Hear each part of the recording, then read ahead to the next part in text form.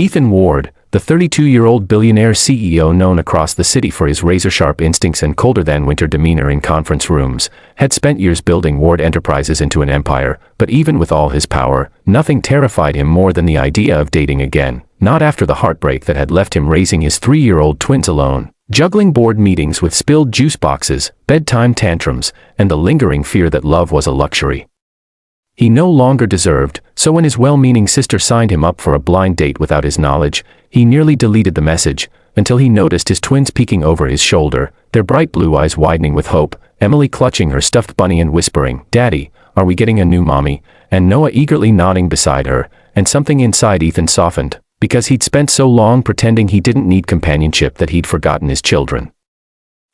So instead of canceling, he made a decision so impulsive even he questioned it. He would go, but not as Ethan Ward, the billionaire on magazine covers and investor wish lists, but as Ethan Walker, a struggling mechanic who lived paycheck to paycheck, because if he ever dated again, he wanted to know, deep down, that the woman sitting across from him wasn't eyeing his money, his penthouse, or his massive inheritance but was meeting him for him, the man with a complicated past and 2 children, who were his entire world. So on the evening of the date, he dressed in a faded gray t-shirt, worn jeans, and a cheap pair of boots he'd bought from a discount store, even smearing a little grease on his hands for realism, and with the twins in tow, because they had insisted, refusing to let their father go alone, he arrived at a small, charming cafe known not for glitz but for its warm lighting and cinnamon-soaked air, where he spotted her instantly. Sitting near the window was a woman in a cream sweater, her hair gently curled at the ends, her posture elegant yet unpretentious, her eyes scanning the door with a mix of nervousness and hope, and when she stood to greet him, smiling politely as though she wasn't sure if he might be her date, Ethan felt something in his chest shift, a strange warmth he hadn't expected, but before he could speak, Emily darted forward and announced, "Hi. We came too because Daddy needs help choosing a nice lady," making the woman laugh, a soft, melodic sound that wrapped around him like a forgotten memory, before she knelt to greet the children, introducing herself as Lena, and instantly winning their approval. So the 4 of them sat down and ordered warm pastries while Ethan awkwardly explained his job at an auto shop, fumbling through imaginary details while Lena listened, not with the glossy days of someone who judged by status, but with genuine interest, asking questions that weren't invasive but thoughtful, and he found himself relaxing, even enjoying the ease with which she talked about her work as an elementary art teacher, her love for painting, her belief in small joys, and her desire to someday open a free art studio for foster kids, a dream that struck Ethan deeply because his own childhood had been anything but gentle. So their conversation stretched effortlessly, laughter coming in unexpected bursts, and when the twins grew restless, Lena pulled out napkins and began drawing cartoon animals for them, mesmerized by her ability to make simple lines come alive, and something about the sight, the woman he'd just met engaging so tenderly with his children, made his throat tighten. He'd met dozens of women since becoming wealthy, most of whom grew brittle or uncomfortable at the mention of his kids, but Lena treated Emily and Noah like they were the most important people at the table, and he was struck by a feeling he hadn't allowed in years, hope. But everything took a sudden turn when the twins, in their innocent enthusiasm, began talking about things no broke mechanic should logically have, like their apartment with the glass walls, his penthouse, their swimming pool on the roof, and the giant golden lion statue in the lobby that Noah claimed was his favorite pet, causing Ethan to nearly choke on his coffee while Lena's eyebrows lifted in confusion, and before he could redirect the conversation, the cafe door swung open and a flurry of camera shutters erupted as a group of paparazzi, who had somehow tracked him despite his disguise, burst inside, calling out, "Mr. Ward. Ethan Ward.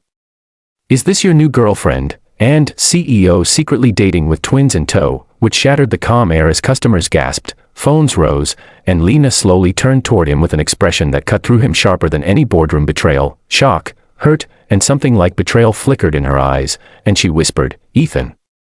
Ward." The billionaire, in a tone that made his stomach drop, because he had planned to tell her the truth eventually, after a few dates, after he knew she liked him for him, but now he looked like a manipulative liar with a stuntman's flair, and before he could explain, the twins clung to his legs, frightened by the sudden chaos, while Lena stood, her face pale as she whispered, "You didn't trust me enough to tell me who you are." And though her voice was quiet, the disappointment hit him like a blow. He tried reaching for her, saying her name, insisting he just wanted someone who saw him as a normal man, not a billionaire, but his words tangled, tripping over excuses he hated even hearing himself say, and Lena, heart pounding, eyes shimmering, took a step back, whispering, "If you just told the truth, I wouldn't have cared about your money, but you lied before we even began, and she walked past him. Past the shouting photographers, past the chaos, leaving Ethan with his twins trembling in his arms and the crushing realization that he'd ruined the first genuine connection he'd had in years. But what he didn't expect was what happened next. As Lena stepped outside, shielding her eyes from flashing lights, she overheard two paparazzi mocking the situation, saying she was clearly another gold digger who got caught, and something inside her snapped, not because she cared what they thought of her, but because she realized in that moment what kind of pressure Ethan and the twins lived under, always hunted, always judged, unable to experience even a simple date without the world barging in, and her anger didn't target Ethan but the invasive spectacle surrounding them. So instead of walking away completely, she turned back, pushing through the crowd to return his forgotten wallet. But when she saw him kneeling beside his frightened children, whispering comforting words with a look of pure anguish on his face, something softened inside her, because anyone who loved their kids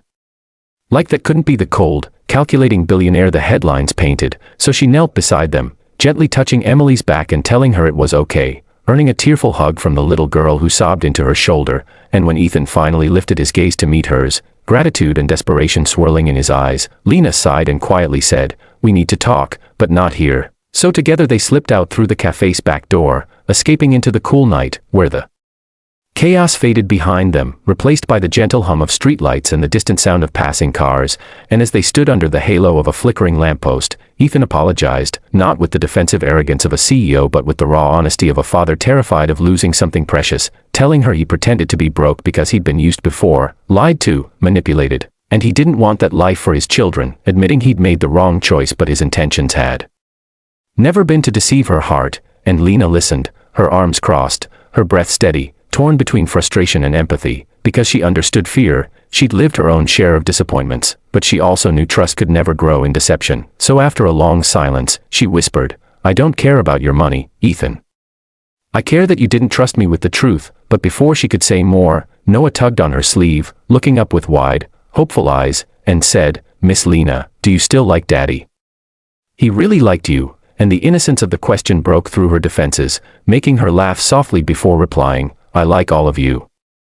I just need time." And Ethan nodded, accepting it, grateful for even a sliver of hope. So as the night wrapped around them, something fragile but real began to form, not quite love, not yet forgiveness, but a beginning, a second chance that neither expected. And as Lena walked away, promising they'd talk again soon, Ethan watched her disappear into the glow of the streetlights, holding his twins close, knowing that for the first time in years, everything in his life had truly begun to change the